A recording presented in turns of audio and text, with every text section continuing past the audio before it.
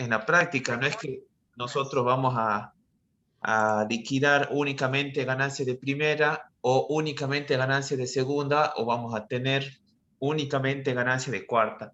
Lo más común o lo más frecuente es que tengamos una combinación de distintas fuentes de ganancia o distintos tipos de ganancias y lo más probable es que también tengamos que liquidar impuestos a los bienes personales, porque lo más probable también es que supere el monto que actualmente ustedes han visto, que está en 2 millones de pesos, el mínimo no imponible.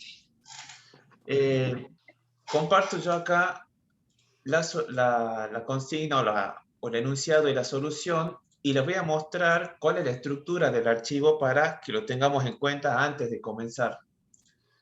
Ustedes van a tener las pestañas acá abajo. La primera pestaña va a ser el planteo, que es lo que vamos a ir teniendo en la mano, lo que tenemos impreso y vamos a ir tildando. Y después tenemos un esquema de solución en el siguiente orden. Primero, o lo que hoy queremos llegar a terminar, es primera, segunda y cuarta categoría. Primera categoría tenemos, bueno, el punto al que se refiere, cálculos auxiliares, ganancias de primera, si es de fuente argentina, deducción de fuente argentina, si es de fuente extranjera y su correspondiente deducción. Tenemos lo que tenemos o lo que deberíamos tener en toda planilla, que es la columna de justificaciones, ganancias exentas no grabadas, uso y no justificaciones, deducciones generales, retenciones sufridas, etc. Pero a la vez tenemos que ir haciendo, cuando nos toque los puntos, las evaluaciones de los correspondientes bienes para impuestos a las ganancias. ¿Por qué? Porque se trata de una persona física y el decreto reglamentario nos obliga a presentar una situación patrimonial al inicio del cierre, determinar el consumo por diferencia, como lo hemos hecho en los trabajos prácticos. Entonces, para eso necesitamos evaluar los bienes y las deudas de acuerdo a la RG 2527 y necesitamos las columnas al inicio del ejercicio y al cierre. Como ustedes van a ver, vamos a trabajar el caso, pero distinto a lo que venimos haciendo en clases, porque todo lo que vimos en clases es circunscripto o limitado al año 2021 o situado en el año 2021. Y van a ver que este trabajo o este práctico está situado en el año 2020. Entonces va a ser aplicable la normativa del año 2020, la escala del 2020, la deducción y los límites del 2020. Así que cuidado cuando veamos los datos. Por eso tenemos al inicio, fecha de inicio del ejercicio es 1 de enero, y patrimonio entonces es coincidente con el 31 de diciembre de 2019. Acuérdense con esta cuestión que cuando se trata de ganancias nos tiene que coincidir exactamente el patrimonio de inicio con el patrimonio de cierre del ejercicio anterior. Tenemos una referencia, una columna para normativa aplicable y esto no estoy viéndolo, y cálculos u otras indicaciones. No, perdón, esto es, ya pasamos a impuestos a los bienes personales. ¿Por qué? Porque a medida que vayamos encontrando los bienes y les vamos dando la evaluación para impuestos a las ganancias, les vamos a ir dando la evaluación para bienes personales, ya que lo tenemos en la mente. Pero como las evaluaciones son distintas y los métodos de cálculo de algunas cuestiones son diferentes, vamos a tener la correspondiente columna de cálculo de la evaluación para bienes personales y la separación entre bienes exentos o no computables, bienes que no producen ganancias grabadas en el país y bienes que producen ganancias grabadas en el país. ¿Para qué esto? Perdón, y me falta una, que bienes que producen ganancias grabadas en el exterior. ¿Para qué esta distinción?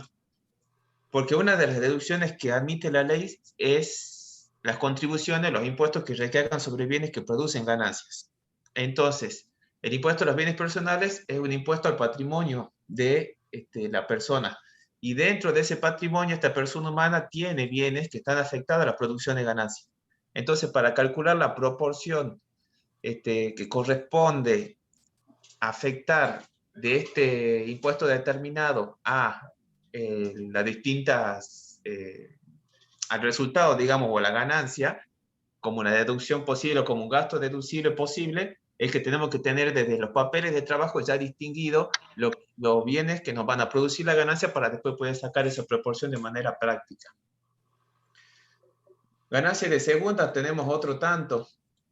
Vamos a tener la referencia al detalle, cálculos auxiliares. Hasta acá lo mismo. Pero vamos a tener una distinción entre lo que es el impuesto cedular y el impuesto global, que va a tributar por alícuota progresiva o alícuota proporcional al 15%.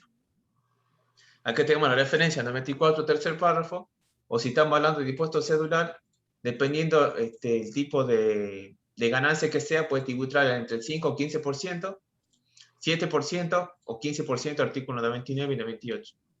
Y acá tenemos una distinción, digamos, si aplica o no la deducción del artículo 100 del impuesto a las ganancias.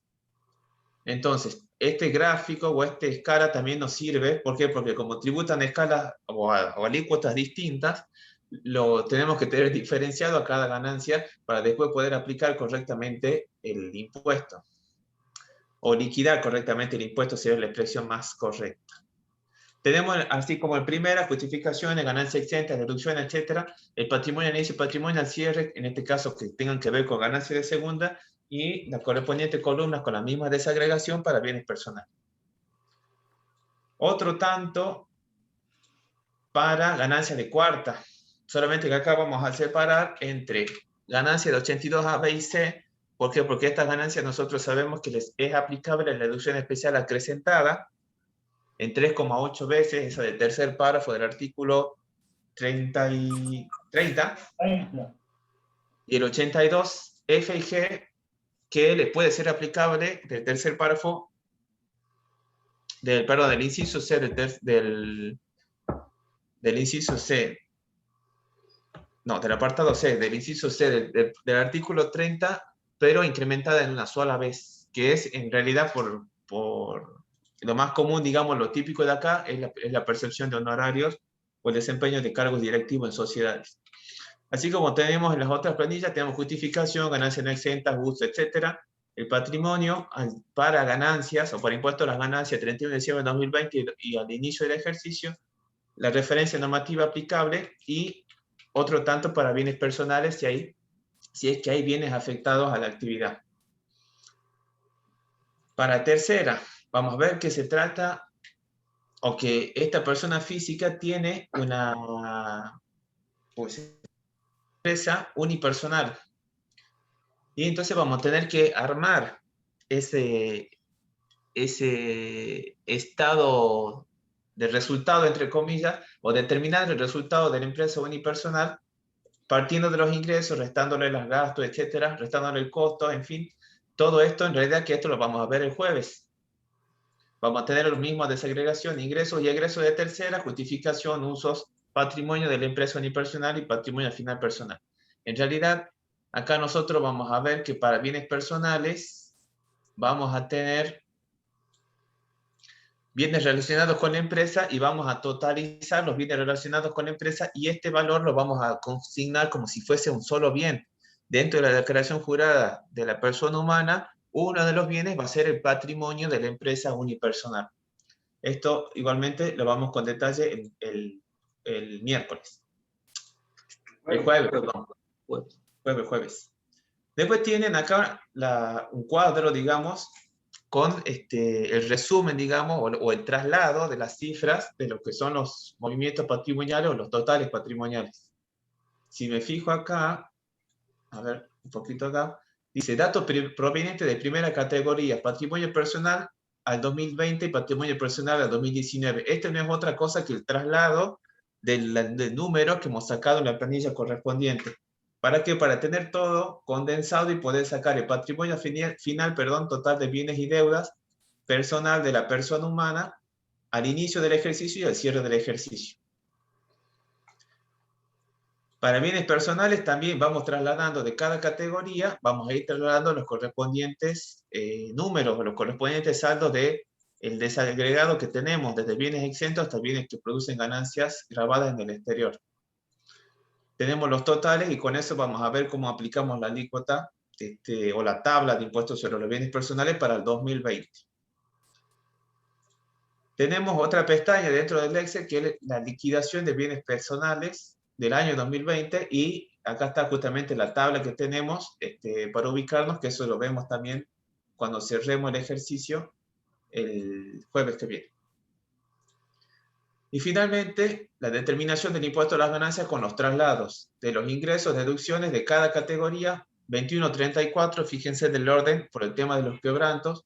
Dentro de cuarta, la desagregación las ganancias provenientes del 82, inciso A, B y C. y las otras ganancias, y esto por el tema de la deducción especial. Deducciones, según planillas, todo esto son traslados de números. Si ustedes ven, estamos trasladando lo que están en otras planillas o en otras hojas del mismo archivo. Bien. ¿Para qué? Para llegar a determinar la ganancia neta sujeta a impuesto, que se aplica a la alícuota progresiva, y también tenemos, digamos que determinar o liquidar el impuesto y determinar el saldo a ingresar.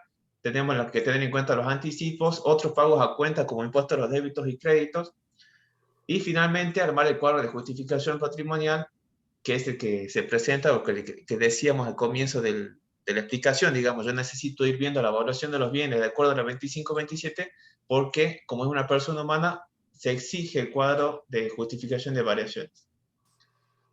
Tenemos un cuadrito de retenciones y el consumo, que es el valor que queremos llegar. Para llegar a esto tenemos que pasar por todo lo otro. No es tan fácil. Bueno, hay que transitar. Hay que transitar todo un camino, saca ¿no? este número nomás. Bien, si quieren... No, larguemos con el planteo por tema tiempo. Está muy bien la explicación que hace el contador Carrizo, y a medida que vayamos desandando esto, vamos a poder, se va a ir comprendiendo cuál es la mecánica de trabajo. Son muchas planillas, como vieron, para determinar la renta atribuible a la primera categoría, a la segunda categoría, a la cuarta categoría, el cuadro de justificación de variaciones patrimoniales, que, como explicó Fernando, es una exigencia que emana del artículo 3 del decreto reglamentario, y van a poder fundamentalmente comparar las dos filosofías de la RG 2527 para personas humanas, que la evaluación tiene al origen o al costo, con respecto a bienes personales, que saca una foto al 31 de diciembre del ejercicio que se liquida, y por ende, en ese caso, la evaluación es antagónica y tiende al cierre, o sea, una foto al 31 del 12, porque bienes personales es un impuesto periódico, pero de hecho imponible instantáneo. Opera como una fotografía o radiografía el 31 del 12 del año que se liquida. Acá vamos a hacer, Fernando, directamente la primera parte. Presentamos el objetivo, que es liquidar el impuesto a la ganancia de personas humanas y bienes personales, tanto la parte global como la parte cedular, y vamos viendo de qué se trata. El contribuyente es una persona humana, Roberto Sancho es residente en el país, se aplica entonces la teoría de la renta mundial. Por las ganancias que obtiene tanto en el país como en el exterior tendrá que tributar. Es del régimen general, por ende también es responsable inscripto en IVA, y tiene ingresos o por las actividades, obtiene por el ejercicio de sus actividades renta de inmuebles, que va a ser primera categoría, que vamos a pasar a ver enseguida.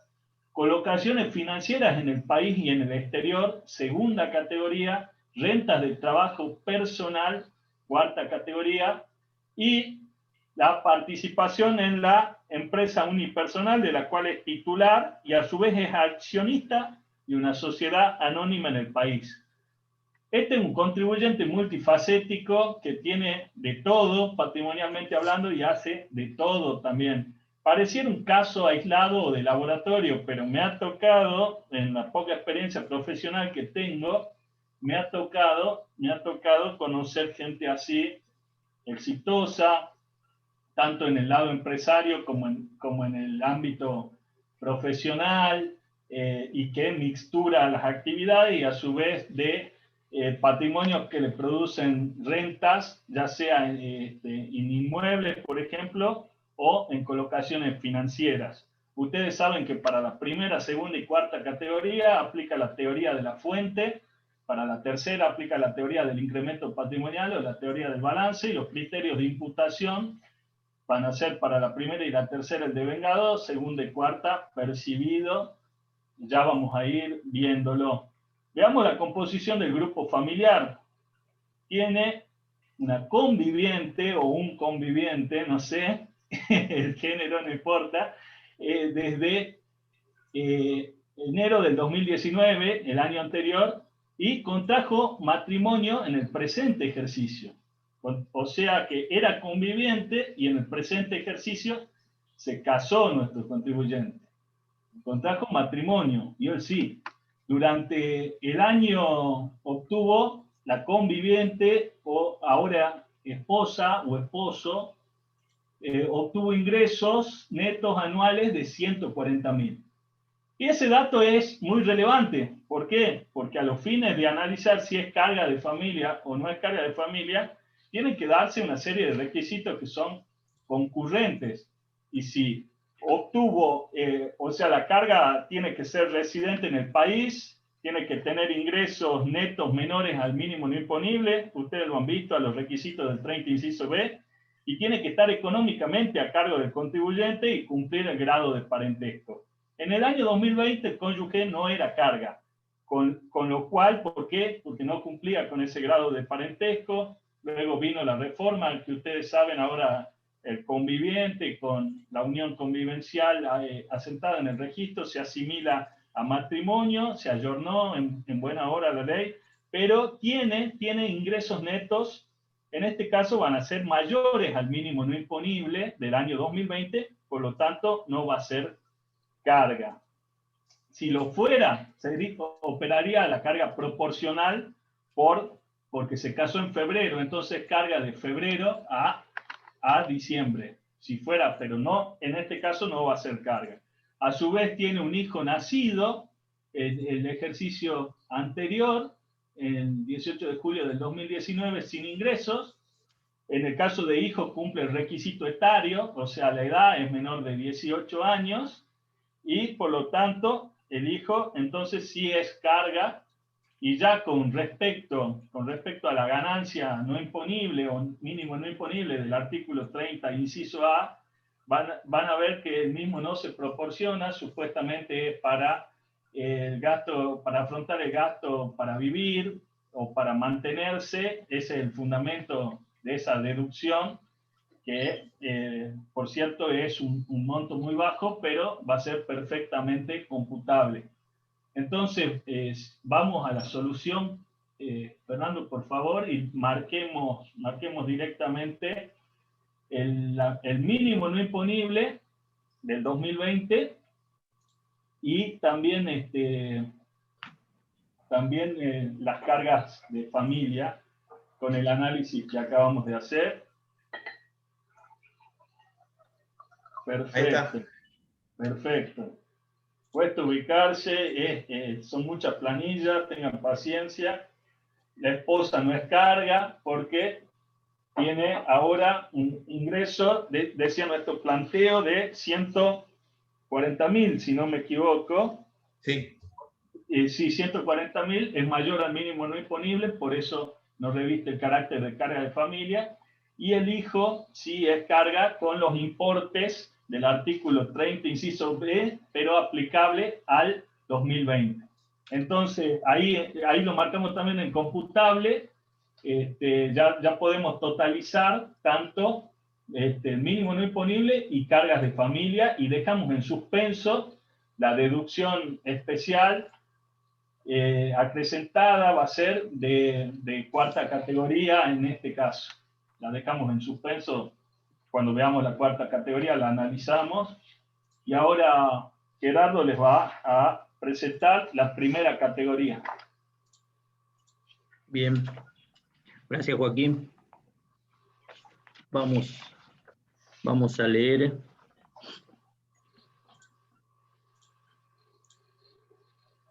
Bien, recordando que la primera categoría tiene el criterio de imputación el devengado, y como bien dijo Joaquín, pertenece a la teoría de la fuente, que está en el artículo 2, inciso A, y también en el artículo, en la renta de primera categoría, en el artículo 44 de la ley, ¿sí?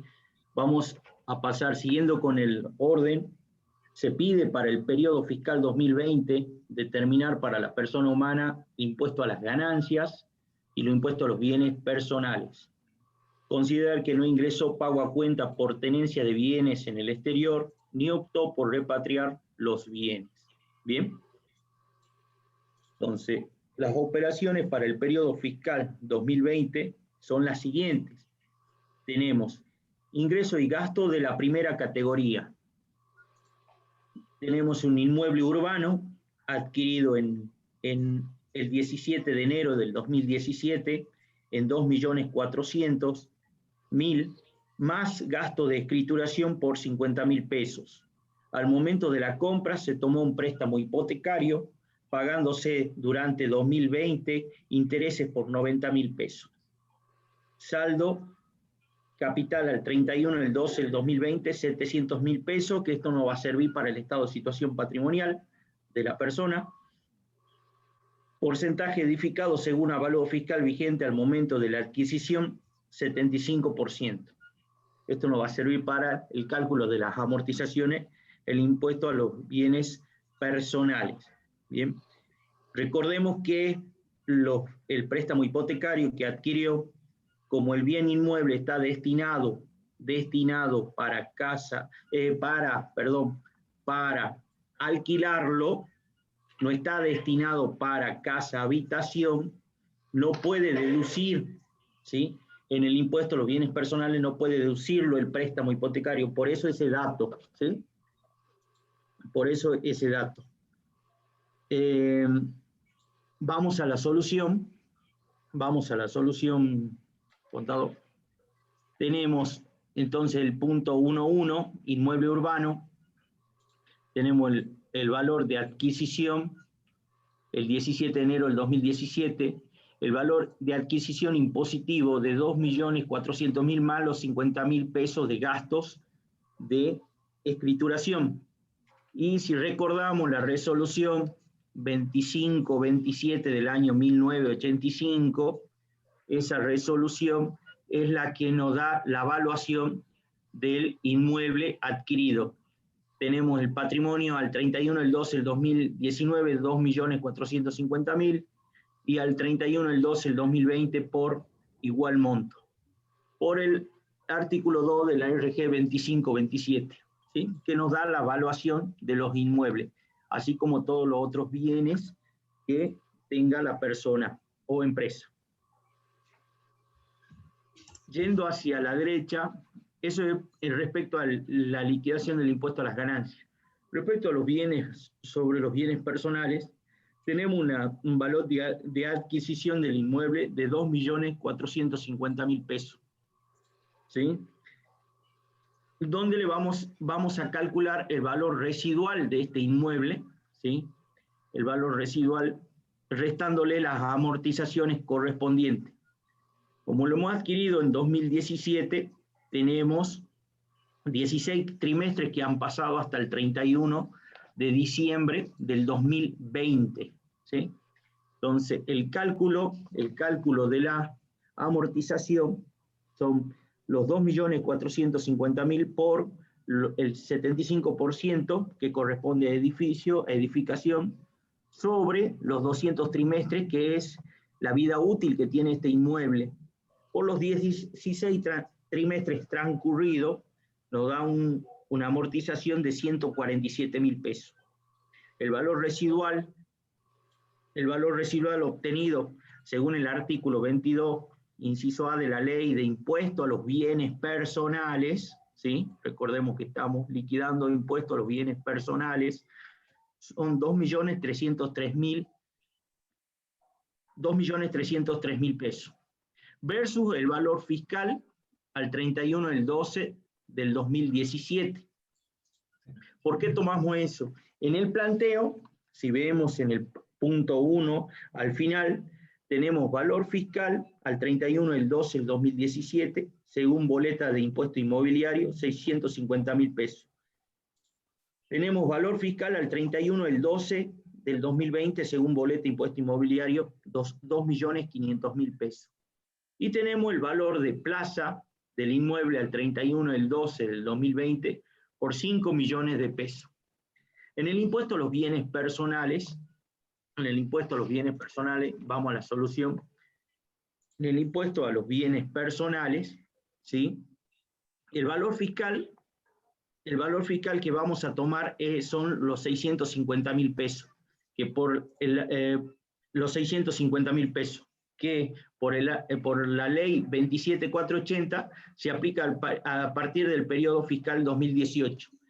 O sea que tomamos el valor del 2017, que en ese caso era 650.000 pesos, y lo actualizamos por el coeficiente de actualización. Es lo que nos dice el artículo 5 de la ley 27480, y obtenemos el valor fiscal a comparar, obtenemos el segundo valor, que si vemos de los dos entre A y B, tomamos el mayor, en este caso son los 2.303.000 pesos, el valor del inmueble que corresponde a bienes producidos, ganancias grabadas en el país, bienes que producen ganancias grabadas en el país, ¿sí? El valor fiscal al 31 del 12 del 2020 no lo tomamos, si bien no viene dado en el planteo, no lo tomamos, porque por la ley 27480 nos dice que apliquemos, que actualicemos el que teníamos allá por el 2017, ¿sí? Entonces, ¿qué nos dice el artículo 17 del decreto reglamentario del impuesto a los bienes personales? Solo se va a aplicar cuando el valor determinado sea mayor al valor en plaza. O sea, vamos a tomar el valor en plaza cuando este sea menor. Si, por ejemplo, no tuviéramos 5 millones de pesos, tuviéramos 2 millones de pesos, el valor en plaza, podríamos tomar ese valor, ¿sí? Podríamos tomar ese valor. Bueno. El saldo del préstamo hipotecario no se deduce. ¿Por qué? Porque hemos dicho que el inmueble adquirido es un inmueble urbano que está destinado a alquilarlo. Va a generar rentas de primera categoría para el señor Roberto Sancho. Bien, vamos al planteo. Vamos al planteo y vemos que tenemos el contrato de locación de junio 2019 a mayo 2021, que está destinado a casa habitación del inquilino, habiéndose pactado un alquiler mensual de 35.000 pesos por mes adelantados con vencimiento el 10 de cada mes. Recordemos que primera categoría es por el devengado, ¿sí? Recordemos que el criterio de imputación es el devengado. Sí, en consecuencia de la pandemia, acordó con su inquilino de manera verbal reducir el alquiler de los meses de abril, mayo y junio a 20.000 pesos. O sea que no le va a cobrar 35.000, le va a cobrar 20.000 pesos por esos meses, ¿sí? Que fueron abonados el 15 de julio del 2020, habiendo convenido rescindir el contrato de alquiler a partir del 1 de agosto del 2020. El alquiler del mes de julio del 2020 fue compensado con el depósito en garantía, que había sido entregado al momento de suscribir el contrato de alquiler. En la declaración jurada 2019 se omitió incorporar esta deuda por 35.000 pesos. Bien. Tiene gasto de publicidad ofreciendo el inmueble en alquiler abonados en septiembre del 2020 por 1.700 pesos. No pudo volver a alquilarlo durante 2020. Bien. Gastos de mantenimiento. Optó por deducir los mismos sobre base presunta desde el 2016. Devengados y abonados en el ejercicio 50.000 pesos para dejar en el inmueble en condiciones de alquilar con documentación que cumple con las normas de facturación de AFIP. Esto para el periodo 2020. ¿Sí? Vamos a la solución. Vamos a la solución. Bueno, los alquileres devengados de enero a marzo, ya vamos a volver sobre los intereses hipotecarios pagados sobre el inmueble, y eso lo vamos a saber cuando veamos segunda categoría, porque hay una compensación de intereses entre intereses activos y pasivos. Si te vas a la segunda hoja de segunda categoría, vamos a ver el cuadrito al final, comparación. Entonces vemos que tenemos el punto 1.1, intereses hipotecarios pagados, más abajo, contador, intereses hipotecarios pagados, ¿sí?, por el inmueble para locación por 90.000 pesos. Bien, volvemos a la... ¿Sí?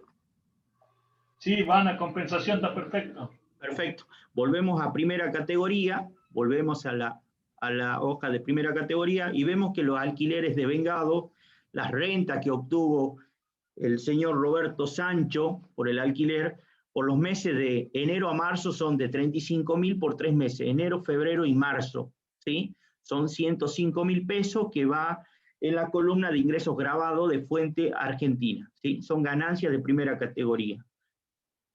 Y luego tenemos alquileres por pandemia, ¿sí? De abril a junio, tenemos 3 meses, abril, mayo y junio, que esos 3 meses acordaron el inquilino con el dueño una reducción de 15.000 pesos, o sea, 20.000 pesos cada uno, son los 60.000 pesos, ¿sí? 60.000 pesos que son ingresos grabados de fuente argentina, bien. Y el alquiler de julio, que fue compensado con mes de garantía, que es una deuda omitida en la declaración jurada del 2019, no justificable, y que va como no justificación, son 35.000 pesos que lo adquirió en el 2019, ¿sí? Que lo ponemos como no justificado. Bien. Bien.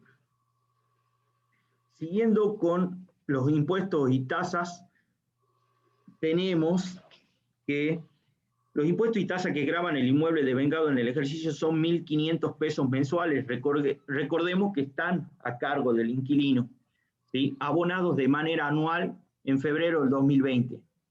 En el mes de enero del 2020, el inquilino abonó los impuestos y tasas de los meses de noviembre y diciembre, del 2019 por 2.000 pesos, adeudado al 31 del 12 del 2019.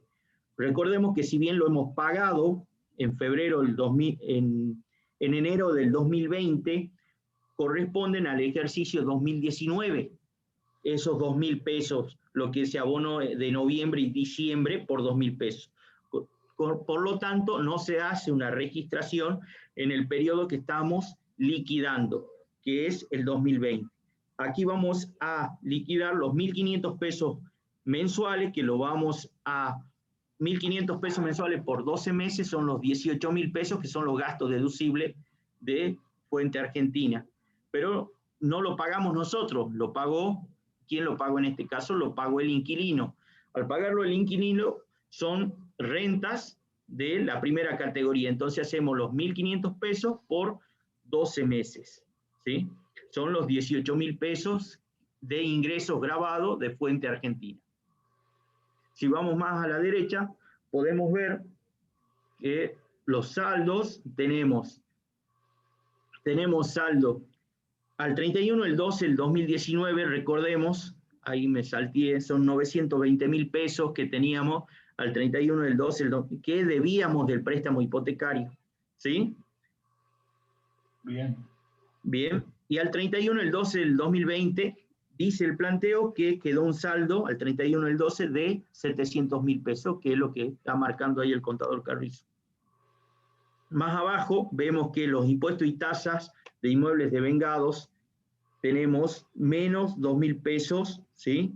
Que son los gastos pagados, tenemos el pasivo. Y a la vez tenemos un activo por 2.000 pesos que se va a compensar, ¿sí? Es crédito. Crédito, exactamente. ¿Sí?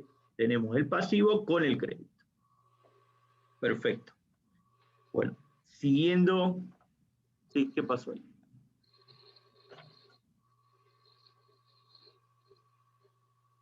Tenemos los gastos de publicidad para la ocasión de 1.700 pesos, que eso se lo pagó, que bueno, se hace publicidad para que, recordemos que el inquilino se fue el 1 de agosto, ya no estaba, por lo tanto, nosotros queremos seguir alquilándolo y hacemos gastos de publicidad para realizar la locación, son 1.700 pesos. Luego tenemos la amortización del inmueble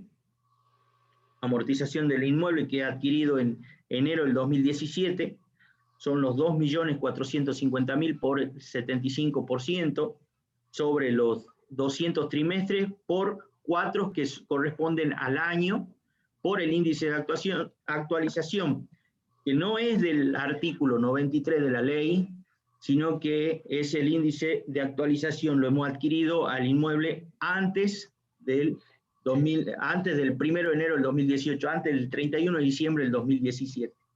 Por lo tanto, la amortización, que son 36.750 pesos, es un gasto deducible de fuente argentina de primera categoría. ¿Sí? Luego, y tenemos justificado los 36.750 pesos.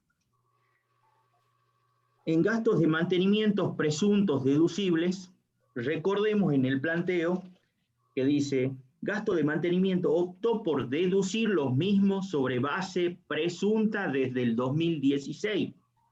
Devengados y abonados, eso es lo que optó. Él tiene una opción, o deducirlo con comprobantes, ¿sí?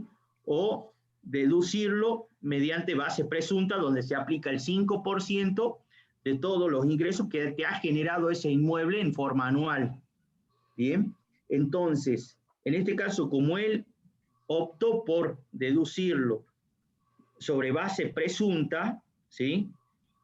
Eso se aplica, se lo tiene que mantener por 5 años. Recordemos que se lo tiene que mantener por 5 años, y eso lo dice el artículo 89, inciso B, que se lo voy a leer para recordárselo. Deducciones especiales de la primera categoría, artículo 89. Deducciones de los gastos presuntos que resulten de aplicar. Vamos a leerlo. El artículo 89. De los beneficios incluidos en la primera categoría, se podrán deducir también los gastos de mantenimiento del inmueble. A este fin, los contribuyentes deberán optar para los inmuebles urbanos, que es el caso, por algunos de los siguientes procedimientos. Tenemos el inciso A, deducción de gastos reales a base de comprobantes, o el inciso B, que es deducción de los gastos presuntos que resulten de aplicar el coeficiente del 5% sobre la renta bruta del inmueble, porcentaje que involucra los gastos de mantenimiento por todo concepto, reparaciones, gastos de administración, primas de seguro, etcétera, etcétera. Adoptado, y este es el párrafo que es importante, adoptado un procedimiento, el mismo deberá aplicarse a todos los inmuebles que posea el contribuyente y no podrá ser variado por el término de 5 años, contado desde el periodo inclusive en que se hubiera hecho la opción. Nosotros estamos liquidando el periodo 2020, entonces si la opción la hice en el periodo 2016, como dice el planteo, inclusive 2016, 2017, 2018, 2019 y 2020. Ya para el 2021 puedo seguir con la opción o cambiar la opción a base de comprobante. ¿Bien? Entonces, tenemos gastos de mantenimientos presuntos deducibles, tenemos los 105.000 de los alquileres de vengado, tenemos los ingresos 60.000 de los alquileres con pandemia, los 35.000 del depósito en garantía que nos dejó el inquilino, los 18.000 por los ingresos por los gastos, los impuestos y tasas que pagó el inquilino por cuenta de él, ¿sí? Entonces los gastos presuntos son 10.900 pesos. Comparamos con los gastos reales y que tienen comprobante, si bien tienen comprobante, tomamos los gastos presuntos, que son los 10.900, los gastos reales abonados son 50.000, entonces gastos presuntos es menor a gastos reales, deducimos gastos presuntos, ¿bien? Entonces los 50.000 menos los 10.900, ¿sí? Sería no justificado, ¿sí? Sería los 39.100 uso. Sería uso y no usos, exactamente, Joaquín. Pasa que están juntos, ¿sí? Sí, uso y no justificado, tienen la misma, sí, perfecto. Entonces, bueno, tenemos, ahí está, hacemos la suma, sumamos, totalizamos, tenemos ingresos grabados por 218.000, tenemos gastos deducibles de fuente argentina por 67.350, tenemos justificaciones que son las amortizaciones 36.750, tenemos los usos y no justificativos 74.100, tenemos el patrimonio al 31 del 12 del 2020 por 1.750.000, tenemos el patrimonio al 31 del 12 del 2019 por 1.530.000, y si vamos más a la derecha, en el impuesto sobre los bienes personales tenemos el totalizado, tenemos el único inmueble por 2.303.000. Todos estos datos se lo vuelca a la otra planilla de liquidación para tenerlos. Tenemos el tema de más arriba. A ver. Ahí está. Tenemos la determinación y liquidación del impuesto y tenemos los 218.000 de ingreso, tenemos las deducciones y tenemos el resultado neto de primera categoría y vamos completando ya el cuadro de determinación y liquidación de impuestos. Para recordarles, más arriba, ya que están las deducciones personales, para recordarles cómo estamos liquidando, más arriba, ahí, más arriba, ahí está. Como estamos liquidando el periodo 2020, los 123.861 ya vienen dados, ¿no? Porque nosotros hemos estado trabajando las clases con 167.000, que es para el periodo 2021. El mínimo no imponible ya viene dado, los 123.861. Eso es para recordarlo, ¿sí? Que eso ya viene dado, ese monto, se lo da por ley. Bien. Bien, Gerardo, yo les propongo que mostremos el traslado de las justificaciones y las no justificaciones y pasemos Bien, Joaquín. Por tema tiempo. Bien. Son simplemente traslados de números. Acá. Fernando lo está mostrando. Lo está mostrando, son traslados. Todo de primera categoría. Hemos hecho bien desglosado el cuadro de justificación de variaciones patrimoniales. Ahí está los totales de ingresos grabados y gastos deducibles y el resultado neto de la primera. Perfecto. Así tenemos tiempo de cerrar. De bienes personales para Sí. En bienes personales tenemos la evaluación nomás del inmueble. Sí, acá estará. Ya me perdí. ¿En qué pestaña está? Está en la patrimonial, acá. arriba. Ahí está. Exacto. Datos provenientes de primera categoría, bienes que producen ganancias, los 2.303.000, que es el inmueble. El valor residual del inmueble, el único afectado a ganancias de primera. Perfecto. Y para ganancias tenemos los mismos datos que ya quitó Gerardo en la otra planilla, los tenemos acá ya para sombrearlos. Evaluación para ganancias, evaluación para bienes personales. Perfecto. Ahora sí, vamos a segunda si querés, Joaquín. Por favor. Bueno, segunda categoría, quizá, quizá, estoy seguro, es la categoría más compleja, ¿no? A decir verdad, hay que primero ubicar la gravabilidad de esas rentas y primero analizar si están grabadas o no, y en base a eso, si están grabadas o no, si están grabadas bajo la determinación cedular o bajo la liquidación global y personal. En este último caso de la liquidación global y personal, pueden estar sujetas a la alícuota proporcional del 15% o a la escala progresiva. Fernando lo está mostrando y también lo mostró recién. Es bastante compleja esta categoría.